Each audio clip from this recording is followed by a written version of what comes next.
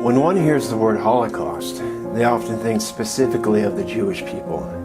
The number 6 million comes to mind. 6 million is obviously tragic, but during World War II, a total of 85 million lives were lost on all fronts. 11 million by German genocide. These facts are often unknown or overlooked. The reasons for this omission from the public conscience vary. The German genocide of the Jews, as mentioned, reached 6 million, but as I stated, they also committed genocide against 5 million more, mainly in Poland. In Poland, it is estimated that 6 million Polish citizens were killed. This does not include the murders of the Soviets. 3 million Polish Jews and 3 million non-Polish Jews died. For this video, I will call Polish Jews just Poles. Another term we often hear as part of the German genocide of the Jews is called the final solution. There was actually more than one final solution, though.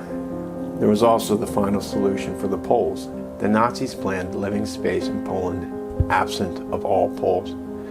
They wanted to exterminate the Poles by using what they called General Plan Ost.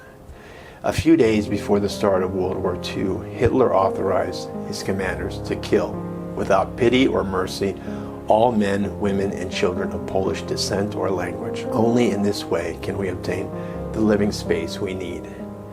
Himmler echoed Hitler's decree, all Poles will disappear from the world.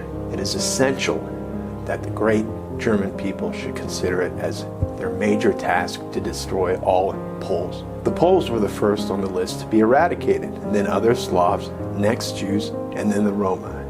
Immediately after the invasion of Poland, Jews and Poles were stripped of all their rights and were subject to special legislation, Poles becoming the first victims of the Nazi German death camps. Poles arrived and died in Auschwitz in 1940, and the Jews didn't arrive until 1942. The first medical experiments by the Germans were conducted on Poles, even children. All secondary schools and colleges were closed. The Polish press was liquidated. Libraries and bookshops were burned. Polish art and culture were destroyed. Polish churches and religious buildings were burned. Most of the priests were arrested and sent to concentration camps. Street signs were either destroyed or changed to new German names. Polish cities and towns were renamed in German.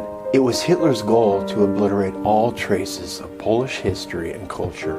Proportionately, Poland suffered the largest loss of life and property during World War II. Thousands of Polish community leaders, mayors, local officials, priests and teachers, lawyers, judges, senators, doctors were executed in public. Much of the rest of the so-called intelligentsia, the Polish leading class, was sent to concentration camps where they later died.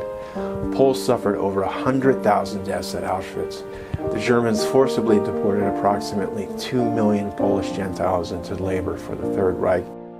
The Russians also deported almost 1,700,000 Poles to Siberia, where many died. Men, women, and children were forced from their homes with no warning, transferred on cattle cars in freezing weather. Many died on their way. Polish children who possessed Aryan-looking characteristics were wrenched from their mother's arms and placed in German homes to be raised by Germans. The suffering list goes on and on, but it should not be a comparison or a competition. It just shows the world what happened to the Poles. 3 million died. How can so many people simply be forgotten? The German genocide encompasses 11 million people in total, yet we are neglecting to honor 5 million.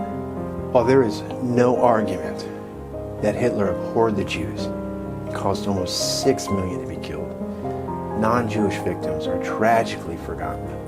From Holocaust remembrances, 11 million precious lives were lost during the Holocaust. Again, 5 million of these were non-Jewish, 3 million were Poles. It would be sad to forget even one precious life extinguished so ruthlessly. It would be a tragedy to forget 5 million.